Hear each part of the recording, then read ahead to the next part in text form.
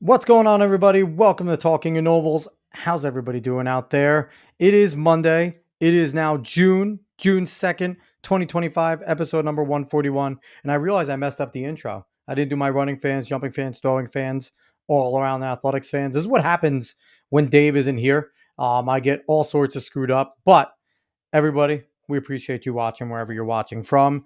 As we could see, the partner in crime, Dave Hyatt, currently isn't here. He has been pulled away onto coaching duties. And obviously, we're a running show, and being a track coach does take precedent in that. So Dave may pop in at some point in the show today. We hope he does. But overall, you get me, and you better like it. Anyway, like we said, wherever you're watching from, we appreciate it, whether it is X, Facebook, or YouTube. Make sure you give us the like, share, follow, subscribe, all that good stuff. And if it's podcasting form that you are listening to later, 5 stars is the only allowed rating to give. If you're thinking of giving something else, well, stop it. But also, make sure to leave a comment. And if you have any comments, concerns today, make sure you throw it in the chat, because we want to hear from you. And that's, that's what we like to do here. So last week, I had a good time. I talked to Diego Estrada, an Olympian running coach. It was a fun conversation talking to Diego. He's a good dude. Make sure you go back and give that a listen, because it was a fun episode. But I want to get to the show. This week, it is a guest that is, I believe, he is our first national record holder that we've ever had on the show. And I am pumped to have him on. He is a 2024 Paris Olympian representing Nigeria for the 800 meter. He is Edose Ibadin. What is going on, man?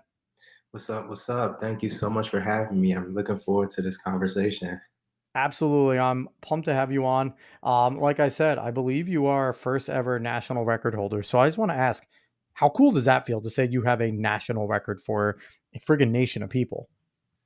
Yes, it's interesting because I feel like when I first started, when I was really young, not young in the sport, I remember looking up like who of Nigerian descent runs the 800. Yeah. And I remember seeing the record at the time was like 145 high. And I told myself, yeah, I'm gonna get that one day. And lo and behold, many years later, I went and got it. And it's just surreal to say because it's out of Nigeria, not a small country by any means. Like, No. it's the most popular country in Africa, arguably. And to say that no one in that country can run a faster 800 than me is pretty sick, to be honest. I never You really, pinch yourself, right? yeah. It's like, wow, like no one can beat me in this race in this whole country. So it's kind of cool. Have you ever decided to go on the street and just challenge people to an 800 and be like, let's find out? No, 800 hurts too much for me to do that. I mean, that might be a good pitch, though. That might be a good if you just like do them like randomly every once in a while. Just throw it on social media. Just be like, "Hey, you look fit. Come run a half mile against me. See if you could beat me." And you'll just have to sit and kick. You're gonna have people running like 2:15 because Oh yeah, most for people sure. I can't would do it. So that could be definitely fun say social media. it. So before we get into all the fun stuff, everyone knows that watches that we like to do our PRs, and Tom Figueroa over there at Red Arrow Track Club always bringing them for us. So we love giving them the shout outs. Now this came on Sunday while I was recording the show with Diego. So I did not like stop the show because quite literally, Tom, I know you watch. While you sent me this, I was in the middle of talking to Diego. So it was like funny timing, but I decided to hold off so we could throw it in this week. So the PRs for this week, they had a meet on Tuesday. It was postponed due to weather, and then they have the state championship on Saturday. So let's get to it. In the States, the young ladies, this was back on Friday, May 23rd. Freshman Layla Gableman, ninth grader over there. She ran in the 1600 a 5:46.07. And then Layla came back in the 32 again and ran a 12:56.65. And then Leah Worthington, a junior, ran a 14:30.35. And then we had distance under the lights over there Saturday on May 24th. This is all gentlemen over here. Ninth grader Ben Schinbeckler ran a 5:46.99 in the 16. In the 800, Ethan Ferguson, a freshman, ran a 2:09.61.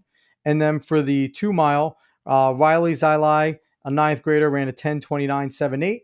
And Braden Shu, ninth grader as well, ran 11:26.60. So congratulations to everyone, as always, affiliated with Red Arrow Track. This is something we like to do over here. Like we like to give love, give shout outs to anybody that's running. Doesn't matter how fast you are. And like I said pre-show, if you ever have a PR, if we lower that Nigerian record, that's it. So I have a question about that. If you're racing now at any point in your career, if you get a PR, would that officially be the Nigerian record?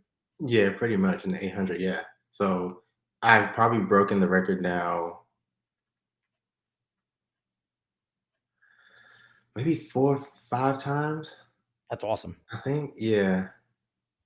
So here's a question that I don't know about. So you have to declare for the nation you represent, right? Internationally. Yes. So say you were to run the American record, it would only count as a Nigerian record. It wouldn't be an American record because you're representing Nigeria internationally, not America.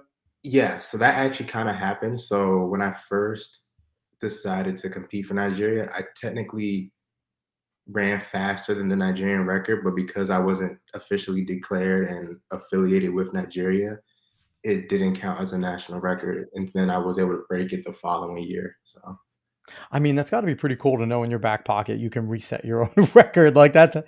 That's pretty cool. You're in some pretty good shape. So speaking of being in good shape, I want to jump right into the show real quick, and I want to talk to you about the things that we talk to all of our guests about.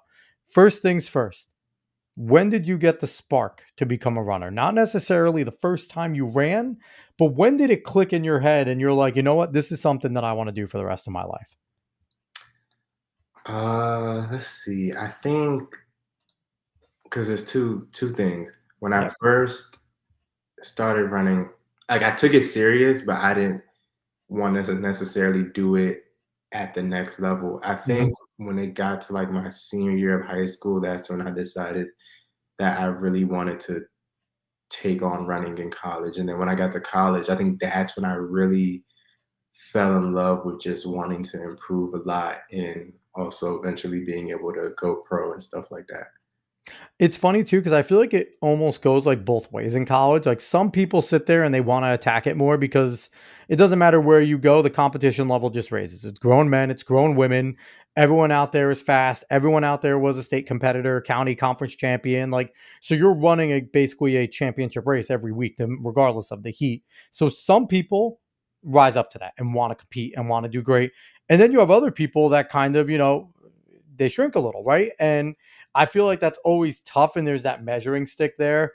So, it's cool that you stepped up there and you looked around and you're like, nope, I'm still better than all you guys. I'm still gonna keep working off. So what was the number two? You said there was 2 points. What was the second point? Was it high school then college? Is that when Yeah, so yeah, high school was when I wanted to like my senior year of high school was when I really wanted to take running to the next level. And then when I got to college, it's like, all right, I really want to take this even further than just the collegiate level. so you're from Maryland, right? Yes, sir. What was the running scene like in high school in Maryland? Because like again, I'm a Jersey boy. I live in New York. I'm very stuck in the Northeast. If you get me below the Mason Dixon, I don't know much. So what was that? What was the running scene like in Maryland? And where have you been a middle distance runner your whole life? Were you more long, short? Where was that at? Yeah, so I answer the first one first. So the running scene in Maryland was fairly interesting. There were some programs in Maryland that were really, really good at the Yep. time. Like I don't know if you heard of Eleanor Roosevelt High School. Yep. There are Penn relays a good amount. Yeah, yeah, exactly. Yeah. High school, Yep. especially like my first year running track, that school was a powerhouse. And the thing is, in the area, in my area specifically in Maryland, everybody wanted to go to that school. Like people to the point where people would even like try to fake addresses. It was just the best high school in PG County. Yeah. And this is just off the track. Everyone just wanted to go to that school. And then on the track, their girls they had the national record in the 4x8 for many years until like maybe last year. Yeah. I think that's when Union Catholic Yeah, broke their record. You Yep. just broke it. Yep. Yeah, Eleanor Roosevelt was really good. And then we had like spurts of different just individual athletes who were also really good, especially in the sprints and mainly sprints, but then some middle distance here and there. But definitely on the sprint side, like we had guys like Ronald Darby, who was really good, Ronald's a and monster. he's a Yeah. Super Bowl champ now. So he Yep. didn't run track after high school, but went on to the NFL and stuff like that. And we had a couple people, run in college and be NCAA All American and NCAA champion. So for a small state, I'd say Maryland is very, very competitive. Granted, it's not like your Texas, Floridas, or Californias, but Yeah. I think a lot of great athletes and great talent come out of the DMV area, and it Oh showed yeah. once they were able to get to college and yeah, get to college and beyond. And then to answer your second question, yeah, I was a middle distance runner pretty much my whole career. 2 weeks of running, my coach was like, "I have the perfect race for you." And I'm getting excited because I'm like, "Oh, the perfect race, what's that?" And he told me it's the 800. And I think my facial expression really changed a little bit. Because When did you realize that it wasn't really distance and it's just a really elongated sprint? right, that's the thing. So when I first started running track, I didn't think I'd be a super duper short sprinter. So I didn't think I'd be like a 60-meter, Yeah. 55-meter, 100-meter guy. I thought I would probably run like the 400. So the 800 is kind of like, okay, this is not too far fetched. I think once I found out that it's more of an elongated sprint, I think it was more so my second year. I feel like my first year I was kind of running it like a distance race, and then my second year, that's when I kind of got more familiar with it. I was okay, this race is actually kind of fast paced. Like Yeah. it's Oh not a yeah. distance race as people think it is. Absolutely. Yeah. No, it becomes something like once you get near that 2 minute threshold, that's when you realize, like, okay, I'm just sprinting for 2 laps. Like, this isn't Pretty much. like, and then Yeah. when you break that 2 minute threshold, it's just a whole other animal. Like, the time gets so much more difficult. So, do you feel like, because I think this has to do a lot with like states, like, even though you were probably pretty good in Maryland by your senior year, I'd imagine, um, do you think that affects you that you didn't live in California, Florida, Texas, even like, I consider Jersey, like we have a pretty good culture there. Do you think that hurt you in your chances of where you wanted to go to school, or were you always set on going to Hampton? I think that's a good question. I'm not trying to knock Maryland. I think there's a Yeah, lot no, of no, states no, no, in not at that all. category where there's great athletes. It's just they don't have that recognition as that track state, and that doesn't have For that, sure, for sure. Yeah, not knocking. Yeah, no, I didn't take it that way at all. I don't want to be like a New Jersey snob. Oh no, no, no, no. I wouldn't say that it hurt my chances. Because I didn't really. I was when I first started sport, I was very ignorant to a lot of things, Mhm. and so I didn't. Maryland track was all I knew. Yeah. So I didn't think like it was hurting me at all. For me, it was just let me just show up and put the work in. Yep. I think what more so hurt me, if anything, was just the conditions of my high school track and the facilities that we had. So our high school track was in terrible shape. Like we couldn't even wear spikes on it. That's how bad the track was. That hurts. So we like lane one was pretty much almost all concrete. It was really bad. And there was a lot of workouts we just couldn't do, or there's a lot of things we could like. I didn't wear spikes in practice until college, so there was just a lot of things that we couldn't do to maximize our potential on the track. But we made use of what we had, and Yep. so like I didn't get the opportunity to like say in Jersey and New York, how you guys are really close to the Armory. You guys are running there a lot on bank tracks and stuff Boston like and things that. like that. Like Boston's, for Yeah, me like where I Boston, am New in York Poughkeepsie, New City. York, it's 2 hours away. So Yeah, exactly. So there and we didn't have, like, warm weather all year round like the Floridas and Texas and Californias, but for us, yep. it was just, "This is what we got, we gonna make it work, and, just go from there." So, I don't think I was necessarily at disadvantage just because more so I didn't know, and for Yep. me, it was like, "I'm just gonna put the work in regardless of where I'm at and just make the most of whatever situation that we have." Do you guys have like one culminating state meet at the high school level? Because I know Jersey, we have a meet of champs where like we have sectionals, then groups, and then after the groups, the group champions go to meet of champs. I know there's a good amount of states that kind of stop at that group level and then they have like multiple state champions. Did you guys have one final big meet? Unfortunately, we do not. So we're like most states where we have different states Yeah. classifications and stuff like that. I know they were trying to advocate for a Maryland Meet of Champs a couple years ago. My club team, District Track Club, which is now under Baltimore 800, we Yep. created a DMV meet of champs. So we got everyone in like the DC metropolitan area Nice. who to kind of come together to run at a championship level. But no, we didn't have any meet of champs. I would have liked to because there was a guy in my state as well who like I ran 152 to win my class Yep. state meet, but then there was another guy in another class who also ran 152. So it was like, oh snap, like, let us duke it out. But since we're from different counties and different classifications, we never really got to race each other at all. See, I want to advocate for all states to get that because I think even more about running a fast time, it gives the college coaches a chance to see how you race against high level, right? Like Yeah. even before nationals, because nationals is a different animal in all of Mhm. itself, considering there's like 16 national meets at this point. But I'm kidding, there's like three, but I over exaggerate. But I feel like it gives the athletes in high school a chance and the collegiate coaches a chance to look at and be like, okay, not only can they just run fast, like say that race ended up being a 155 and it was a kicker's race. How does Edose handle himself? Is he Right. sitting there and he able to run any sort of race that comes at him? If it ends up being faster, like I feel like that's the difference there where you might be getting into your class and know like, okay, I'm running a 152. Everyone else is here is a 154. Like I'm just going to go and take out this race. And, Yeah. but No, for sure. I looking back at my high school self, I probably wouldn't have done well with tactical races. But yeah, that's exactly what happened. I ran 152. Second place was like 153 high, and even for him, that was a huge PR for him at the time. And then after that, it was like 155. So yeah, definitely it was a blowout for sure. which no knocks in high school. 155, 153 is moving. But when you Yeah. have someone like you, 152, that's legit. That's so it's crazy too right now to look at it, right? Because you ran 152 and that was fast. Like when did you graduate high school? 2011. Oh, so we graduated. I was getting out of college when you were getting out of high school, but like 152 was moving. You look at it's crazy the scene right now, right? Like 152, most states, it's like okay, maybe you make finals. Like it is Yeah, it's wild wild. how fast everyone Yeah. is. Have you taken to the super shoes and like what do they like? Because I've heard from other people they give you a big advantage in training and things like that. Have you taken to the super shoes and what they do?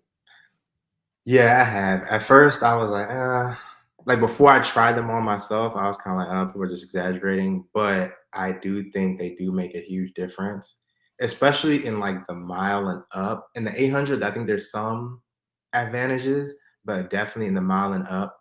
I will say though, I do also think that it's help how should I put it? It's like the people who are on top, they're always gonna be on top. I think what the Yep. super shoes really help with is the average athlete. So, like, the Yes. average times, like and you can see it in the NCAA and even at the high school level.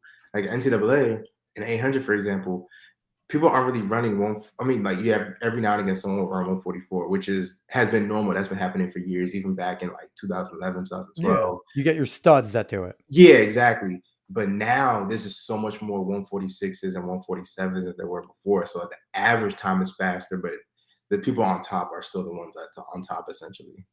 And I think that makes it tougher though, because as you become a pro and things like that, like you learn how to like run heats, right? Like Yeah. you learn how to run heats and the energy and you look around, you kind of, but I feel like that stepped up too, right? Because like where before at college, it was like, all right, I'm going to run a 148, 147. That's going to get me to finals. That Yeah. might not get you there anymore. Cause like you said, you have people, especially coming from these smaller schools that are gunning. And it's like, I'm going to go run a PR and that PR might be 146 and a little more energy than you wanted to waste in a prelim. So, that definitely has like up that completely and totally. So I just want to get your insight there. So now I want you to walk down memory lane for me. What have been some of your favorite memories? And now you can go all the way back from when you started running. I don't, whenever it was up until now. What have been some of your favorite memories of your running career? Yeah, for sure. I think I'll go start from high school. I Let's think see it. one of my favorite memories in high school was winning my county title for the first time. One, it was a huge PR. Two, I wasn't expected to win. Three, it kind of put me on the scene essentially Yeah. in terms of like who is this random dude from Duval High School who just ran 156? Like everyone was like, what the heck? Like I remember the guy B, he was like, where did he come from? Who is that? Like everyone was kind of shocked, like who is this dude? That was probably one of my favorite memories because it was like I'm finally one of the guys that people know and recognize, and It's I funny. remember looking at the guys who ran 156 and Yeah. look at them, they're like God and stuff like that, and so now that I'm there, it felt really good. You know, it's So funny, I had a similar story in my county my junior year. I was in the waterfall start. I think I was like 12th or 13th seed. Nothing was supposed to happen. I made it in and I didn't run a 156. I ran like a 158 low, but it mm, was because all the guys that were 155, 156 guys decided they were going to let it be a kicker's race. And that was a massive mistake. And I took advantage. But it was that cool moment of, okay, I've been good for a while. This was kind of the introduction. Like, here I am. Now you guys have to all look out for me. Now my career didn't end up as good as yours, but it was a similar like moment to you where winning that county felt good. Felt awesome. yeah, for sure, and then another one would be, winning my first state title in the Oh, 500 meters indoors. I think that one was really cool because, 1, the guy I wasn't supposed to win that either, and the guy who I beat, he was beating me all season long, like, I was trying multiple ways to beat him. The dude I was coming from the 800 down, he was moving up, so, like, he was always just faster than me. the tactics are so different too, where he's gonna Yes, go like out hard. You're not gonna like yeah, whose tactics work that day. exactly, exactly, and I was trying so many different strategies. I was like, "Alright, he's probably always gonna beat me to the break, so what do I do?" Then I finally tried a new strategy, and it ended up working, and it just so happened that that was the state meet where I finally beat him at, and I just remember just being super excited and super happy. So that So I was a got a real really question here. How the what's up? hell do you run a 500?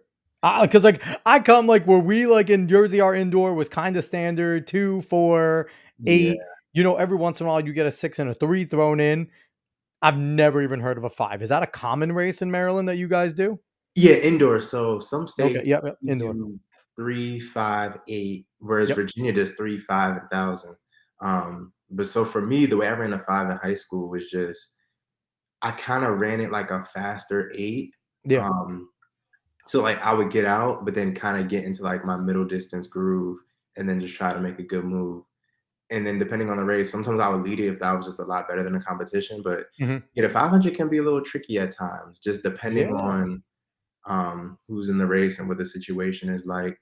And I think it just takes repetition. I think I learned how to run it because I ran it so much in high school. Granted, if you ask me to run it now, it might be a little more challenging, but, um, It yeah, just interests me too because like there is no uniformity to indoor. Like I feel like that's one of the things that I've learned. States just do their own thing for indoor, and I think it also has to do with the distances too. Like some schools have like 300-meter indoor tracks, others have 250. It's it's pretty standard where we are in the Northeast have 200-meter. So it's yeah. kind of like you work with what you got. Mhm. Were you guys dealing with 300-meter tracks with you in Maryland, or were they 200? Like what were they with you? No, everything was just 200 flat, and then Okay. occasionally, there was one track, this track was so it was like a gym floor, that track sucked so bad. Oh, we had to deal with that, and it was kind of a box too, like, it was Yeah, miserable. Yeah, I dealt luckily, with that. the track that we mostly ran at was, like, 15 minutes away from us, so it That's pretty was good. yeah, we were good. Does, Maryland have an indoor facility? University of Maryland? No, so they sometimes train on the, PG track indoor track that we use for meets and stuff like that. I mean, see, that's wild to me to think of, like, a major school like that, that's not gonna invest in something that their track team can use year round, like, I feel like that's, like, something that would if I was an athlete there, I'd be like, "Hey, guys, can we? What are we doing here?" Right, But, like, do you want me to be a national champion? Like, that's why I'm coming here to a major school. Like, can you give me the ability? But, I digress. So keep going. Some more memories. I just like picking, like, it's fun when I talk to people from different areas to kind of get that different stuff. So yeah, keep going. I love these memories. for sure, yeah, and then my freshman year of college well, first getting a scholarship to college, I think that was a big memory, that was amazing. That's cool. That was the only offer I actually had, and so the fact that they took a chance on me was a really, really big deal, and, my freshman year, it was definitely a learning adjustment for sure, but one of the best memories I had was just making nationals in the 4x4. That was a huge, huge, huge moment for us. Like, we had the last spot, like, literally the small queue, the very, very last one. Don't matter. You got in though. Yeah, oh my gosh, like, that's probably one of my favorite track memories of all time, and I was just like, "Wow." I remember watching NCAAs in high school my senior year, and now I'm here, like, a year later. Um, so that was a really what good memory. What was it like stepping up to the training there? Because I remember one of my shocks coming from high school to college is just the level of training, the difference in terms of, again, it's grown men, right? It's grown women. So for me, it was like, oh, my long run was maybe 4 or 5 miles, right? There, it's like, no, we're going on 8 and we're going hard. Like, we're going to be doing like tempos and stuff. And it's like, was that kind of a shock for you when you got there? Oh, for sure. Yeah. College was a huge adjustment. I mean, even training in the morning, like 6 a.m., that Oh, was a big adjustment. Not even just the workout, but the just the doubles and timing of stuff. training. Yeah. Having to train twice a day, like, I think that was another big Yep. one. That was a lot, and just even lifting weights, like, we lifted a little bit in high school, but not really, and then having to lift consistently in college, I was just like, "Yo, what is this?" And then even having people to train with me who are just as fast Yeah. as me, if not a little bit faster, was a big adjustment. And then, like I told you before, just putting on spikes at practice was a huge adjustment in and of itself. And then the competition was a lot. Like I ran 152 to win my state meet. My very first meet in college, the winner ran 152, and I was just like, "Oh snap, Yeah.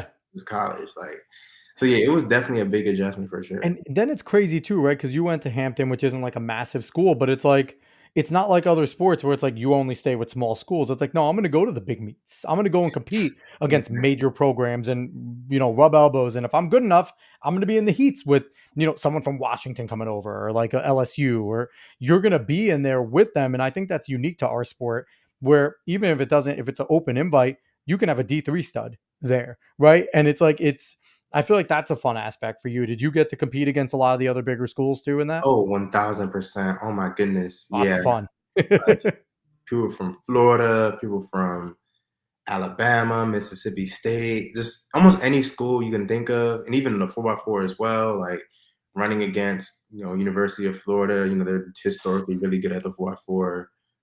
Just towing the line with people in the SEC, ACC, all those Power Four or Power Five at the time, those types of schools. And I think, like you said, that's the beauty of our sport, and that's why, like, as long as I knew if I can just get to the opportunity to run in college, I'm gonna make the most of it. And so that's exactly what I did. Did those experiences give you the confidence to be able to want to pursue a pro career? Obviously, you had a good college career. You ran fast enough to consider it. But did racing against these big major schools with big major names and truly competing against them give you that confidence to go, if I'm doing it now, why can't I do it at the next level? Yeah, it definitely gave me that confidence. I think just being able to like qualify for NCAA's was a huge confidence booster. Because it's not easy. Like people might think it's just, oh, this is this new routine for me. No, that stuff is hard. Making indoor nationals, making outdoor nationals, all that stuff Yeah, is hard. And if you can do it, like you're an elite athlete. And the absolutely. fact that I was able to do that, and yeah, I even almost made the final too. So I'm like, man, I like I can compete with the best of them. And so that's kind of what gave me the confidence to believe that I know there's more in the tank for me. That's awesome. All right. So I keep on interrupting you, but I love this stuff. Give me any more memories that you got, because obviously you finished college, you have your pro career. So what other memories you got from it? Yeah, so trying to think. Yeah, making national my freshman year, breaking 150 for the first time was a good one. I can imagine. Making nationals in the 800 for the first time. Because before that, I only made it in the 4x4. And Mhm. so to finally make it in the 800 indoors was such an amazing feeling. And then I just missed out on the podium, unfortunately, but it is what it is. It's part of Yep. the sport. And then going into my pro career, so before I switched to Nigeria, I actually ran at the US Olympic trials in 2016. And I went out there and I PR'd. I ran two of the best races of my life at the Olympic That's trials. And awesome. I was just like, yo, I belong here. Like, this is tough. Yeah. This is really cool. And then some other great memories, switching to Nigeria and running at World Champs for the first time was really fun. And then running, just traveling, just running in different countries, and then ultimately, being at the Olympics and experiencing the whole Olympic process and the whole Olympics as a whole itself. I mean, that had to be fun. What was the process like? Like for anyone that, because we have some fast individuals that watch, and if they have dual citizenship, what is that process like to, try and run for another federation? Is it something where you have to get in contact? Do you have an agent that does that for you? Like, how does that kind of work? Because I feel like that's a cool aspect that not enough athletes kind of realize that they could do if they have that dual citizenship. Yeah, for sure. So the way I got into it was so I had a teammate in college who was also Nigerian, and Yeah. he competed like, he switched over to Nigeria before me, and so Mhm. he would try to convince everyone to, like if he saw that you were Nigerian, he would like, "Oh, come run for Nigeria." And so then there was another guy who was kinda, like, served as, like, a liaison for athletes abroad, Yep. and he would kinda, help people with the switching over process and stuff like that, and so I was able to get my Nigerian passport and declare, for Nigeria, and then the rest was kinda history, but I know every country kinda does things a little bit differently in terms of how to get the passport, but getting the passport is the essential. That's probably the most important thing. I feel like it's a little less difficult if they know you're going to come in and be one of the best athletes in the country right away. They probably want to try and expedite that, Yeah, especially if for you have an sure, for Olympic sure. chance. Like it gets a good spotlight. But I think that it's a pretty cool story the way that obviously you have the moxie and you have the ability to compete for the United States, but to be able to go into Nigeria and now you're the freaking national record holder, like that is so cool. And it's such a great opportunity that I'm happy you were able to take advantage of, right? Because I know when I was growing up too, like my father's Ecuadorian, and I would look at Ecuador's record and be like, maybe, maybe like if I'm ever at that level, I might consider that, and going out and getting that. But again, didn't get there. Damn it. But so let's talk about some. You went to Paris. What was Paris like in terms of just the atmosphere of the Olympics? Oh my goodness, Paris was so much fun. It was probably one of the best experiences of my life. I mean, I was there for a while, and so I just had a lot of time to train and just experience the Olympic Village and all that it had to offer. I Yeah. feel like I probably still didn't even get to do everything, but there was just so much available for us athletes, like even things down to like free vending machine for like Coke products like Powerade and water and even Coke, right? There was just so much free stuff. And yeah, it was a lot. I had so much fun. Oh my goodness. If I can do it again, I would. Or if I can relive it again, I would for sure. And then even like everything down to the opening ceremony, that was a lot of fun, Being on the boat was probably so freaking cool, right? yeah, being on the boat. Only thing I will say though is that process is really long and you're on your feet for a long time. Could imagine. So luckily Did I didn't have you to compete anytime soon. But and I met really cool celebrities. Like I got to meet Serena Williams, That's Coco awesome. Gauff, Pau Gasol.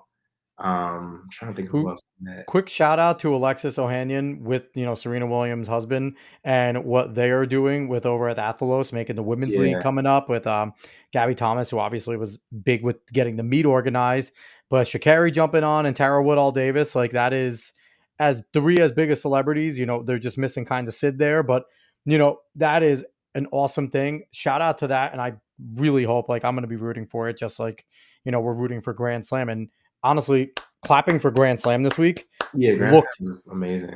looked fantastic. This was the first time Miami looked good, but they filled that grandstand at Penn at Franklin Field, and that looked awesome. And the competition was good. So I'm pumped that Grand Slam's getting better. I'm looking forward to the finale. But yeah, so that experience. You talked about the celebrities and stuff you met. Did you get the chance to go to other events and support, the Nigerian team at other events that they were involved in? I did go to other events, but unfortunately, I really didn't know what other Nigerian athletes were doing. So, like, I did meet other Nigerian like sports. Like, I met a Nigerian wrestler, I met a Nigerian swimmer, all that stuff. But I went to gymnastics, beach Did you find volleyball. yourself rooting for America at some points too, just because you're also an American? Yeah, I found myself room for everybody. Like, I was just That's out there awesome. having fun. And I went to a swimming match too. So, I mean, a swim meet Nice. too. Yeah, So, yeah. I got to see Simone Biles compete in the all around final, which was a lot of fun. Monster. Yeah, it was amazing. Like watching the other sports, it kind of just let me be a spectator and just get my mind off of track a little bit and just experience the Olympics for what it is. and it's cool because like as an athlete, I was able to get in those places for free. Like I didn't have to pay for any tickets or nothing like that. That's so So cool. Was it kind of like, obviously you had the confidence to, be a pro, compete at a high level. Was it at that point though where you were really looking around and being like, I'm the best at one of the best athletes in the world currently? Like, has that hit you yet that you're actually one of the best athletes on the planet? sometimes I think about it, but it's weird because You got to stay humble, right? Some way, like exactly. you gotta kind of keep it all. Yeah, so the thing is like I have this confidence where it's like I know I'm one of the best people in the world, and at the same time, it's like, all right, there's also so many more people in front of me as well. So it's just keeping my foot on that gas and just staying hungry and staying 10 toes down in the process and just trying to get better. As a fan of the sport too, obviously you were competing in the 800, but getting to watch that 800 final, watching four guys go into 141 range, what was that like? Yeah, that was crazy. I was in the stands for that. I was still with my cousin, Were and you just becoming a fan at that point watching that? yeah, because I was just like, I never seen an 800 that fast in my life with like my own two eyes. And I was, yo, they really just ran like one of the best 800 races of all Of all time. time. And this is the even more crazy part. So my high school coach, my very first coach, he used to always tell me, 50-50, like splits. And he used to always tell me like it's possible. Someone's gonna do it. Someone's gonna do it. He told me I could do it, but he always told me that it's possible to do. And the guy who won, Emmanuel Wignoni, his splits were actually 50-50. And I remember It was telling my wild. coach, like, yo, he ran 50-50. He actually did it. So that was really cool. Yeah, and it's for me, it's crazy, especially watching it from an American perspective too, watching Bryce Hoppel destroy the American record and get fourth. Like, I'm Yeah, like, that was crazy. Jesus, like you would expect he gets an American record he's placing, especially with how deep the team was. Yeah. And to see him being one of the best performances for Team America to not get a place, like obviously you can't Cole Hocker winning the 15 in his fashion and Yard getting third, Grant Fisher doing what he did in the 5 and 10, and obviously the ladies and the men, everyone. Team USA was in full force. And so what was that like watching Team USA kind of be as good as they were from, obviously again, you're competing, but from a fan's perspective on the track and just being a track fan, was it could you guys kind of feel the way Team USA was vibing from every single facet, sprints, distance, throwing, jumping, everything? Kind of, but I will say, I feel like, or not even I feel like, I think just so like being at the practice track, I got to see some people like train and Yeah. stuff like that.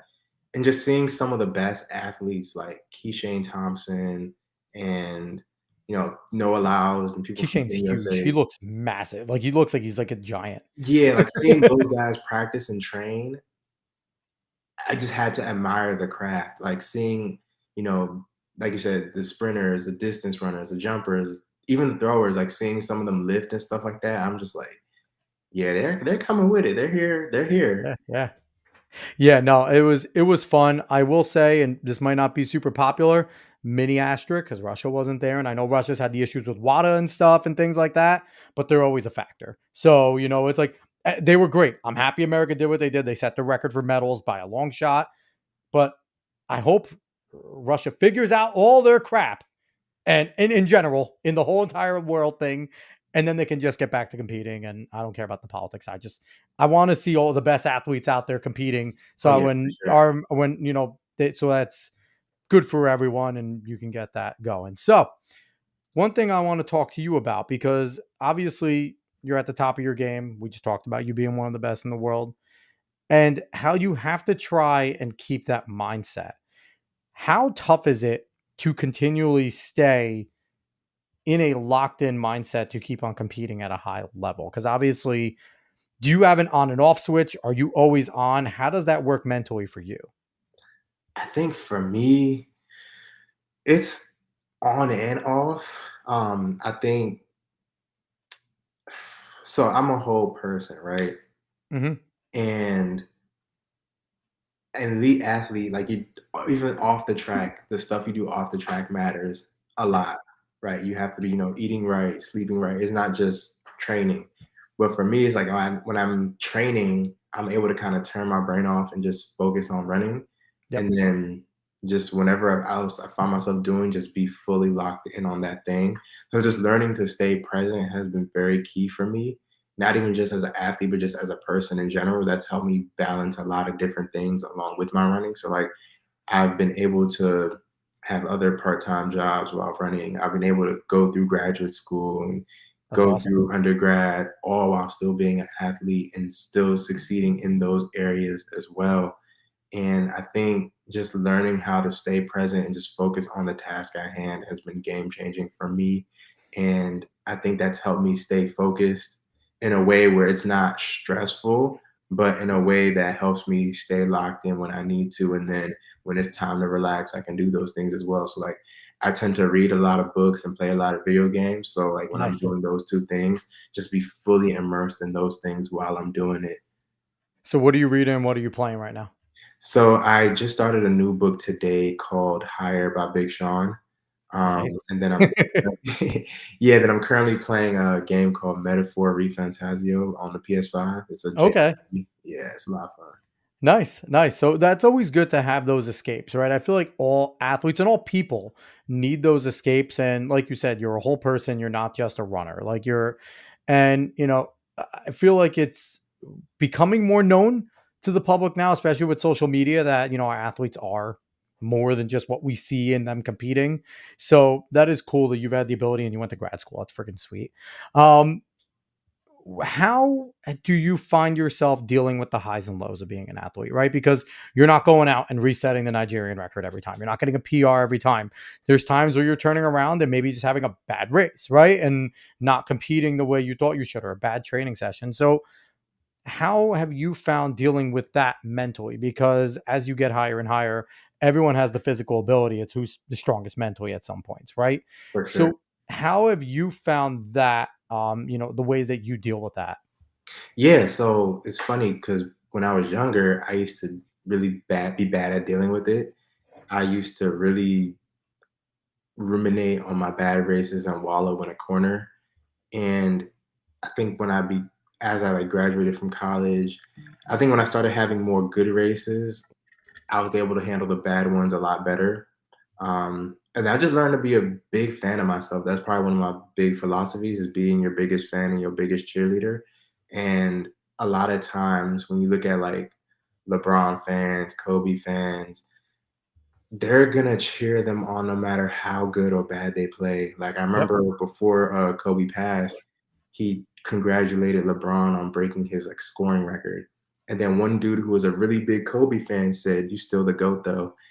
And when I saw that, that's when things really clicked because I'm like, okay, you have to remind yourself, even in those moments where you're doing bad or the races didn't go as well as you like to, that like you're still great. I had a teammate in college, anytime I had a bad race, he would tell me, still great. Like, and that's just the mentality I had to carry. If I have a bad race, still great. Like, this might have been a bad race, but one bad race doesn't make me a bad runner. Yep. And when I say like being a big fan of yourself is just how would fans encourage someone who they're a big fan of? And that's how I want to encourage myself. So that's what I mean by being my biggest fan. And then just not getting too high and too low off of the races, right? Because with track, it's always going to go on. There's always going to be a next opportunity. There's always going to be something else to look forward to or something else to focus on. So Yep. if I do have a bad race, just try to learn from it, have a short memory, and just on to the next one. Because in this sport, you can race either you can have a race 2 days from now, 2 days from the last race. And so it's just all right, you have to focus on the next thing, next task at hand, like what's in front of me. And so that's what you have to put your focus in. And so if you let yourself get too low, you're gonna just spiral out of control, especially when there's so much opportunities happening on a constant basis. And I found, because after I got done running at Marist, I went back and coached for a little bit, coached in my high school. And I found like you got to have that fine balance of, yes, you want to be real, but you do want to still stay in that positive realm, right? You never want to sit there and just destroy a runner's confidence, because that's not going to do anything. It's not like other sports where you can be hard on them and that anger motivates them, right? That need to prove wrong, because if you push too hard in running, more than likely you're screwed. You have to be smart, especially the 800 is such a tactical race. Like, I've always said, like, you get one mistake in the 800. You can make up for one, maybe. Two is hard, but like you can kind of have one falter. But, I always found that, yeah, if one of my athletes had a bad race, it was okay to let them know, like, yeah, that wasn't your best. But look at where we've been all week. Look at our training. We know where we can be. So we're going to get back on the horse. We're going to build. This isn't, you got to figure out a way to, yeah, you're not going to sugarcoat everything. You're not going to sit there and, you're a 144 guy. You go out and run a 147. It's like, okay, no, that's not what I expect, right? Like, that's not me. But that, like you said, that doesn't mean that I'm never going to get back to 144. Like, I know that that's there. I know where my training is. I know my coaching plan and things like that. So I feel like it's that fine line. Now, how much have your coaches impacted you in terms of getting that mindset right? Have you had like any of your favorite coaches that have truly helped mold you into getting that mindset properly? For sure, yeah. So I've gone through a lot of coaches in high school and college who helped shape me into the runner that I am today. And a lot of times I would take the good things that I learned from them and just keep it in my mental toolbox. Like Yeah. one of my high school coaches used to always say was get your mind right. Anytime I'm about to do a really hard workout or a hard session, that's something trying to do. Like get your mind right, get your mind right. Let's get locked in. Let's get focused. And one other my coaches said was, it's lonely at the top. So like you can't take everybody with you. Yeah, you can, work together and collaborate, but at the end of the day, you can't let other people bring you down because if you want to be great, there's going to be times where it's going to be pretty lonely, especially at the high school and college or at the professional level. Everyone wants to be great, so it's not. But like early on, there's going to be some people who just there to be there, and other people who's like, no, let's really take this to the next level. And my coach now, he's taught me a lot. And I think one thing that I really got from him that I really, really liked was he said this to me some years back, but he was just like, every race is different.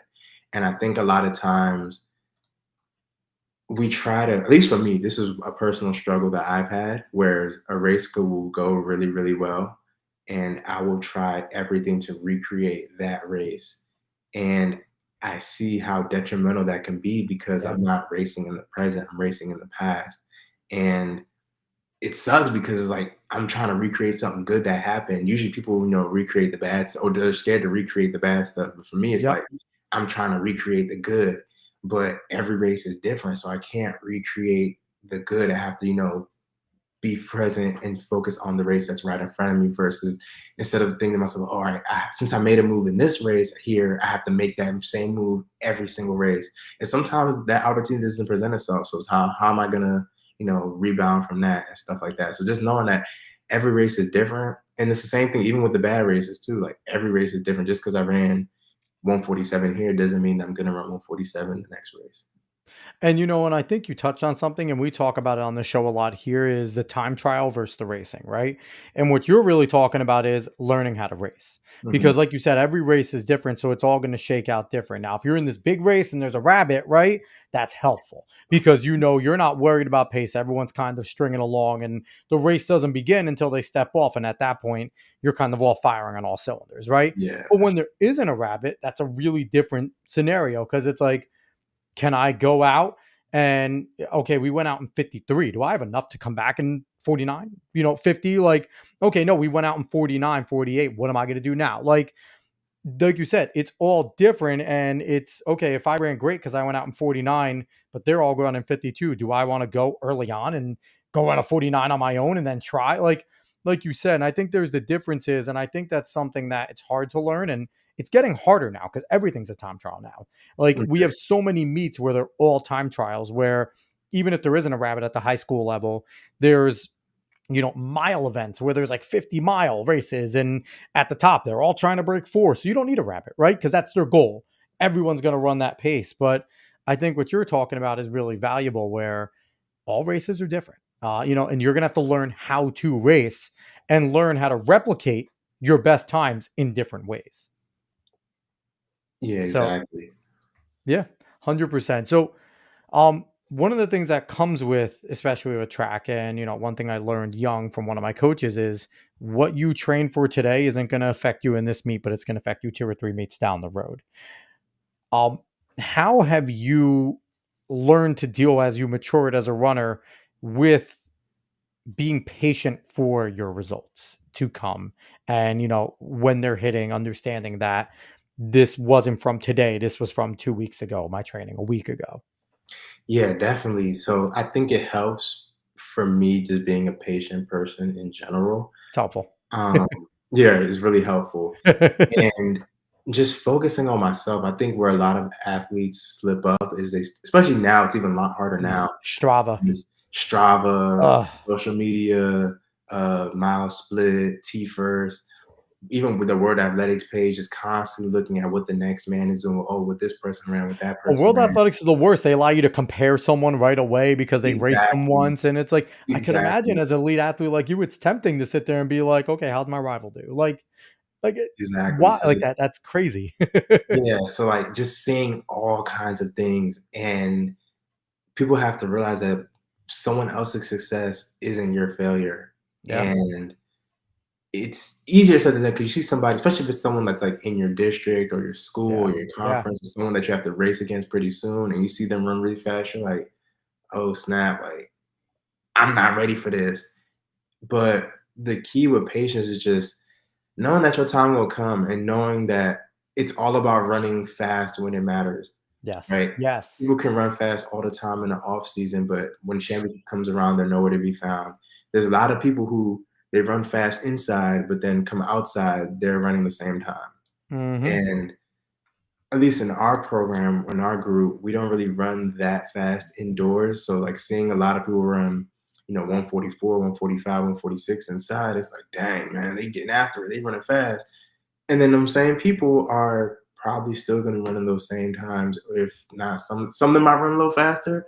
A yeah. lot of people don't run that much faster, and some people they actually regress. So it's just staying patient, staying the course. Yeah, you might get beat here and there early on, but I know for me, when it comes down late outdoor season, I know I'm gonna be fit and ready to go. So just learning how to run fast when it counts and just learning how to stack up those daily wins, like stack up those daily wins in training. And then when the time comes, I'm gonna pop out. So that's just my mentality around it. Just knowing that my time is gonna come, and that's something I tell myself often. Like my time is gonna come.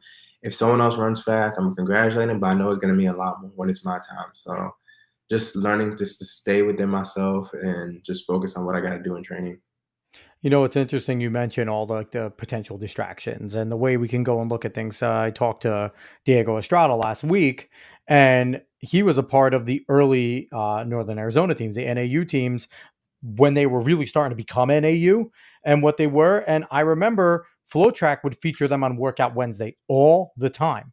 And it was a lot of what you said. That was the early part where people were looking at what NAU was doing, what Oregon was doing, and doing those Workout Wednesdays. And I was in college. I was at Marist at the time, and I'm looking at it going, "There's no way in hell I'm running an NAU workout, right?" Like there's, I think there's realizing that there is, there's levels, right? There are times levels where I'm not running. I'm not a 140 something guy. I'm a 150s mid guy. I can run a similar style workout, but I'm not hitting those. And I think it's like you said, being okay with yourself and knowing I can get there, but I need to be here first. I'm not going to look up to that. I can have that goal, I can have that ambition, but it's not sitting there. And right now it's Strava. Everyone's friends with everyone in the running community on Strava, and I could see what you know Bill Smith's workout was, and that was an amazing workout. I want to bring it to my coach, and it's like, no, there's a reason why your coaches are designing things for you. There's a reason why you're doing what you do, and again, with technology, it has to be tough. I wouldn't imagine being a current athlete right now because everything's on social media. People are putting up their workouts. People are putting these up. And I can imagine at times it's like you just have to have faith in your coach, right? And your group. And okay, we're doing what's best, what works. And obviously, you have your own agency as a pro athlete to talk to them about those types of things. But I couldn't imagine just how easy it is to get distracted and how much discipline it takes to not get distracted in that sense. Yeah, it's extremely easy, and I'm just really glad that this stuff wasn't a thing when I was in high school. My God. And luckily, like, I don't have Strava, but I'm also old enough to know that people lie on Strava. So, Hell yeah, they do. and then on top of that too, it's like some people they do all this work just to not even run that fast, and it's like you're working way harder than me, but I'm running faster than you. So like, what good We've is all known it? the workout heroes. We have all known the Yeah, workout there's so heroes. many of those. We call them practice All American, practice heroes. Like So many of them. So it's just really to, like you said, really just have faith in your coach, have faith in your process, and just trust your coach, man. Like he or she knows what they're doing, and you just have to have faith and trust that it's going to work out. And the thing is, usually all it takes is one race to just get things turning in the right direction. So So, how do you handle the downs? Like really like when like you're having good weeks of training and then maybe you string together a race or two where not necessarily bad, but they're not where you want to be, right? Like you're not like you're in a funk. What like you said, one race may change that, but how do you keep yourself from letting that funk really slip? Like, what do you do personally? And, I love asking, you guys and great athletes, because I feel like this will help so many young athletes too, to understand that, pros, 144 people, they go through this, right? Like, it's not just you. So, how do you find your way to get out of a slump? yeah, for sure. So even quick backstory. So I ran 144 the first time in 2020. Mhm. I didn't break 146 until from 20 after running that 144, I didn't break 146 till 2023. So Wow. there was a 3-year period where I didn't run any faster than 146, and it was extremely frustrating. And I remember thinking to myself, like, is it because I'm getting older? Is it do I just not have it anymore? Like, what's going on? I'm working hard. I'm having some really good workouts, but the times or the results are just not reflecting what it is that is not reflecting the work that I've been putting in. And it was extremely frustrating. And I think one thing that really helped me was just one continuing to show up. Like I didn't throw in the towel immediately. Yeah, granted, there was a season where it's like, dang, this wasn't as good. Yeah. The thing the saving grace for me was that, one, I was consistent. So there was one season where legit I ran probably 7 800s, and 6 out of those 7 were all 146. So I'm like, "Oh my goodness, this is annoying. Like, why am I only running 146? What's going on?" And to some people, they're thinking, I wish I could run 146." But for me, it was like, I Well, know. the talent's there. You broke that golden 145 threshold, like, and Yeah, that's big. exactly. That's a big threshold. 145 is a massive threshold in the 800. Yeah, and even before that, like, there were seasons where I would always hit at least 145. So I'm like, Yeah, yeah. why am I not running any faster than 146? And then it just took for me just, communication with coach and just talking about, different things we can do in training, things that we used to do that we could probably re-implement. And just being a fan of myself, knowing that I Yep. still had the talent and the ability. Because there was even times in college, I think that was the reason why I even decided to do track after college as well, was just I knew there was so much more like, I knew I was better than what I was doing, or I was better than the results I was putting out.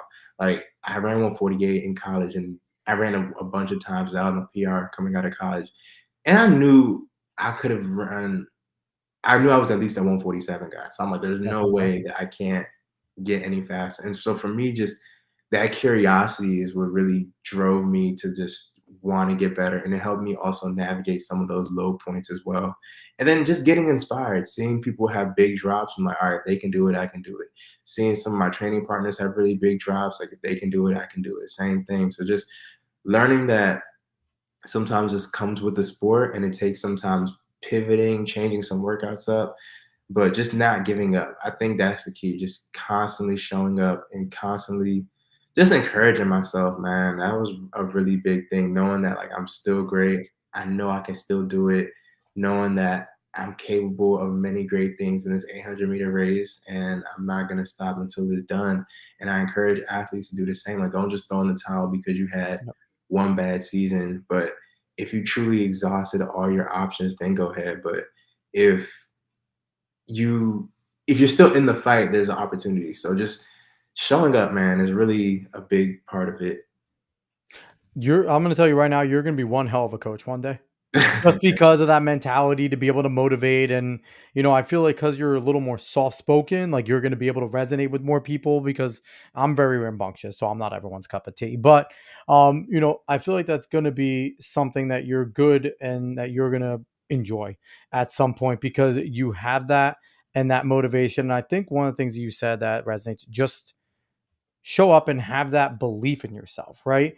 And I think that's so hard, and I feel like you're And one of the reasons why you're going to be a good coach, because a lot of people with your talent level, 144 ability, had a natural incline, right?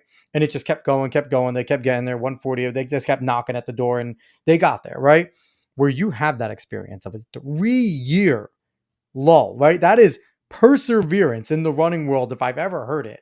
Where you're sitting there and just to have that confidence and that type of willpower, that type of confidence in yourself will be something that hopefully 10 plus years down the road will be able to instill on future athletes. And, I hope that you're considering that at some point because just hearing you talk about it now, it's such a it would be such a motivating factor to me as an athlete to know like my coach is.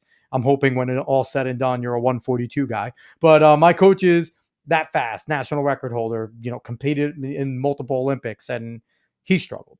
He legitimately struggled, and like I said, I feel like there's a lot of your elite athletes. You don't find that struggle, especially when they get to the threshold that you were already at, and then persevere through it. Like you, that's to me, that's inspiring just to hear that because I don't know if I would have been able to do it for 3 years. Like, I don't know if I would have been able to stay locked in, keep working hard because I think it's natural at one time. And you probably went through this a few times of staying locked in. As you look around, you're going, what's the point? Like, what am I doing here? Like, the workouts are 144, but I can't do it. So, what am I doing? Like, I think that's a cool and unique story of an elite athlete of yourself. Appreciate that, man. At first, I was always frustrated. Not always frustrated, but I could always wonder, like, "Dang, why did I go through all that?" But now, like, just having that story of being able to share with other people, I think it definitely resonates with them really well. And it's funny too, because I remember in 2023 when I ran 145 again, like, I'd even win the race, but I let out the biggest scream. I never did that after a race, and people looked at me kinda weird, but I was just like, "Y'all don't know what I went through." Like, Yeah. I've been stuck at 146 since I haven't broken 146 since 2020, so to finally be able to do it again, that's what that scream was for. Like, that scream was just, like, pent up, like, it just felt such like a breakthrough for me, and so to be able to do that, it was such a relief because I was like, "Alright, I knew I knew I had it in me, like, it's finally here." And I could imagine that some of like your like competitors that you've seen throughout the years probably understood, what you went through there. And usually that's at the point, like at the pro level, it's a little more cerebral, right? But even at that moments when a dude's struggling, like you probably had some guys come up to you and was like, nicely done. Like, like, good, you're back. Yeah, Help me run fast now. Let's go. Like yeah. It's funny too because that's what my coach told me. He was just like, "Welcome back." Like and it's nice to know. And I can imagine like regardless of what goes on the rest of your career, that's an achievement that not only can you tell your athletes, future kids, like things like that, like other people you just talk to in life. That is such a big moment that it's like, I didn't win the race. I didn't run a PR, but I persevered and now look at me. Now look at where my career went. Like that's an incredibly cool moment. And I give you all the kudos in the world because one of the reasons why I absolutely attest to me 100% falling off in my career was, I had injuries. Don't get me wrong. I had ankle surgeries and stuff like that, but so do plenty of people, right? And plenty of people have injuries and surgeries and come back. I was mentally shot, and that was it. Like once you allow yourself to mentally slip, you can get out of it, but man, it's hard. Like your energy, your positivity is, and obviously you have, good group of coaches, a good support system because you don't get that without a good support system keeping on helping you as well. But I think what you said is big, and I think a lot of young athletes that are maybe, running elite times, but they're not winning, right? Like because everyone's running fast times and things like that. Like that's a good mindset to have. Of no, be your biggest cheerleader. You're Kobe, be your Kobe fan. Like like that's. I love that advice. I think that's some of the best advice we've heard on this show. 100%. thank you, I appreciate that. So, before we jump out of here, I'm going to ask you a question that we've asked a lot of our guests, but I feel like you'll have a cool insight on this. Um, so, in the world of track and field, we're obviously getting better. We have Grand Slam, we have the athletes coming out, we have Diamond League. Like we're starting to get there, but there's still the big pandemic of our athletes don't get paid like pro athletes. They don't survive like pro athletes. If you could fix one thing about our sport to kind of, get more casual fans involved, get more, more of our pros paid properly, what would you change in order to get that in there to grow the sport? I think one thing I would do is probably probably more storytelling. I feel like nowadays people want to be inspired by a story. And or at least for me, I like to be inspired by some people's stories, like seeing how people came up, seeing how people navigate certain things, seeing like Go what back and people. listen to our show. That's what we do. Yeah, yeah, like I love just storytelling, and I think Yeah. just getting more people's stories out there, I think can help grow the sport. Because I think track has potential to be popular. I think track is just really hard to follow. And because it's hard to Yes. follow, people aren't really gonna watch it unless you're a diehard fan. Because a lot of people aren't gonna wanna go behind a paywall It's to also watch. expensive. Exactly, that too. Like, I'm highly upset that the Diamond League isn't on Peacock anymore, and I'm like, "What the heck?" Gotta go Um, Peacock, Flow Track, Runner Space. Like if you don't yeah, have like, all it's three of just those, you're not getting the full view. exactly, it's too much. And so but I do think storytelling is one, and then just less paywall, just more opportunities for people to actually watch the sport. But the problem too is a lot of people find the sport boring, in terms of, like, especially track meets being, like, all day long and stuff like Yep. that. But it's weird too because a lot of people would do it in high school, so it's like, if there's a lot of people do it in high school and some parents are willing to sit all day, like, they can watch a professional track meet for 2 And I hours. think we need to figure out that way because people watch golf, people watch Exactly. tennis, people watch baseball, and those aren't inherently super exciting sports. So we Exactly. got to figure out a way. And I think Grand Slam, like I said, they're getting better every week, every month. So I'm happy, and I'm already excited for year two because I think they're going to improve even more. Even post this fourth meet. And I'm excited to see what the Athlos League brings in terms of their structure. We don't know anything about their structure yet, but we know that they're team based. They're all female. So I'm excited to see what both of those things, how Grand Slam grows, how Athlos does. And yeah, and I think that, like you said, I think the storytelling aspect can be good. And we can get, people that watch this are going to see that, Yeah, Edose Ibadin is a real guy that struggled. And even though he's an elite athlete, there was, where he worked his ass off to get where he is. yeah. Nothing was handed to him. And I think that's going to be a great thing. Yeah, I think another thing too is also just I don't know how we can do it, but just having some team aspect to it as well, and I think that's how people like the Olympics so much because it's a team that people can root for, like Yep. Team USA, Team Nigeria, Team Canada. It's some group that people can root for, and it's easy Yes. to, like, distinguish between, like, who's on the same team and stuff like that. Because Yep. to the average person, it's kinda hard to watch. I remember watching a Diamond League race with one of my friends who doesn't run track at all, and all the same athletes had, like, the same Nike uniform on, and he was like, "Oh, are they all on the same team?" And I was like, not really, they just all have the same sponsor." Like And I'm an avid track fan, and I don't know who some of those people are that compete in the Diamond League sometimes. Like, exactly, and I know obviously you have to have like a Rolodex of like 1,000 people in your brain plus, but exactly, it's like there's sometimes that people pop up and I have to look and be like, wait, they're at the Diamond League, so they obviously belong. Like, you don't get into the Diamond League unless you're fast. So it's like, okay. So yeah, no, I definitely agree with you. I think those are two things that would absolutely help. So, Idos, thank you so much for coming on, man. I appreciate it. yeah, man, thank you for having me. So before we jump out of here, I want to talk about something that you are involved in. Let's share this over here. So talk to us about what this is, my man. Yeah, so OnRise is essentially a mental health service for athletes. So what they do is they partner with different athletic organizations, and then provide mental health care. And I am a athlete peer, so they train athletes and former athletes to be athlete peers to just be able to talk to some of the athletes about some of the mental struggles that they might be going through, and also talk about just some of the things that help them get them out of, like, mental blocks and stuff like that. Like I said, they partner with different organizations. Some of the partners include even USATF is one of the partners. Um, Fantastic. and they partner with, like, a bunch of different soccer leagues, rugby leagues.